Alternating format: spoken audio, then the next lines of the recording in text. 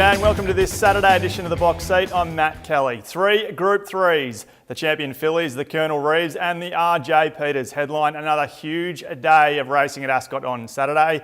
But before we find all of the winners, let's first get a check of the expected conditions. And we're looking at a possible morning shower and a top temperature of 23 degrees. The expected track rating is a good 4 with the rail in the 10 metre position. The first of 8 races is at 1:24 p.m. It's the Evolution AV Plate over the 1,000 metres for the 2-year-olds. The replay horse heading into this event is number 11, San Antonio, finishing second at Ascot on November the 2nd. With those, they're being followed down on the inside by Carolina Reaper, spotting a bit of room and starting to come through. Dalgaranga's down the outside as well. Further back, San Antonio. Over on the inside, though, Carolina Reaper raced up with 100 to go and hit the front, got away and draws clear by a length and a half. Down the outside, King of Planets and San Antonio, but too good for them. From a wide gate, San Antonio went back to last in that race. She jumps from barrier number 6 here, so can settle close. We've just got the fingers crossed though that she can show a little bit more gate speed than what she did on a debut. If she can and finish off as well as what she did in that replay, she can certainly win in this race. She goes on top from the 1 Carolina Reaper, who we saw win pretty impressively in that replay.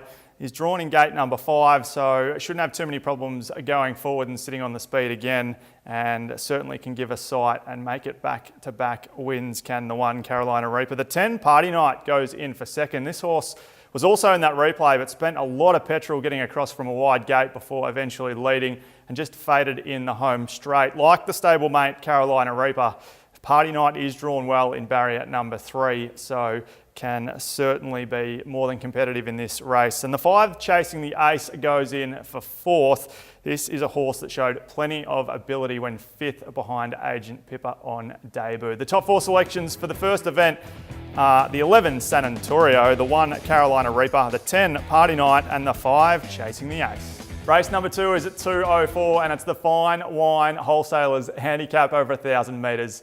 The Vision horse heading into this event is number 6, Rees Rocket, winning impressively at Ascot on November 4. Behind them, Get Over It, dropped out to last, the favourite. Rees Rocket as Carberry goes for home. He let him down at the 200, drew the whip from Recoiled. Over on the inside, Cuanzo, then Remember Berlin. It's Rees Rocket responding with 100 left to go. He's kicked away from them. He's home, Rees Rocket from Recoiled. Remember Berlin, Cuanzo, Rees Rocket all the way. Rees Rocket dictated there, and I expect him to do so again here. He does carry the 2 extra kilos, but I don't think that'll be a problem at all. I certainly can see him winning this race. He goes on top from the 5, Remember Berlin, who was also in that replay, and I thought ran really well in behind Rees Rocket.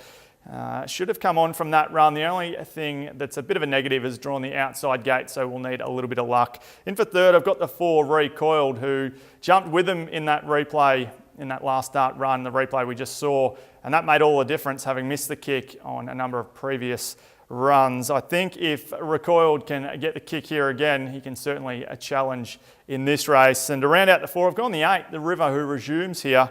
This is a horse that showed good ability behind Kai Perinya in a number of runs through the autumn. William Pike rides for the first time aboard the River, so can certainly be in the money in the second event. The top 4 selections are the 6, Rees Rocket, from the 5, Remember Berlin, the 4, Recoiled, and the 8, the River.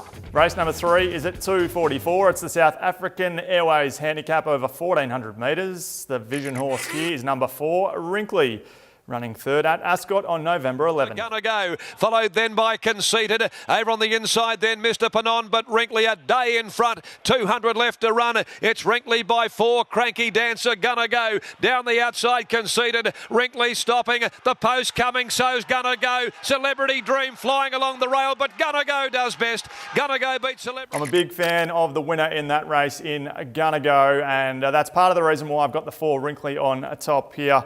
Jumps from an inside gate in this race, I think can dictate again in a small field, and is 3rd up now as well, so fitness-wise should be coming along nicely. From the stablemate, the 1, War God, who goes in for 2nd. It was a really tough win over the 1,400 metres at Ascot last start. Certainly the pattern of the day helped that on-speed runners generally were in the finish on the day. I think War God and the stablemate Wrinkly should be able to have their own way up in front here and can certainly give a kick and fight out the finish in race number 3. The third selection for this race is the 6 La Moline. She's in fine form, is this galloper, looking for 4 wins on the trot. She is up in grade, but her last start win did come over this distance at this track, and it wouldn't surprise at all if she continued on her winning ways. And the 2 Casino Bell goes in for 4th. This gelding is a new addition to the Justin Warwick stable, having had a lot of success at Kalgoorlie in recent times.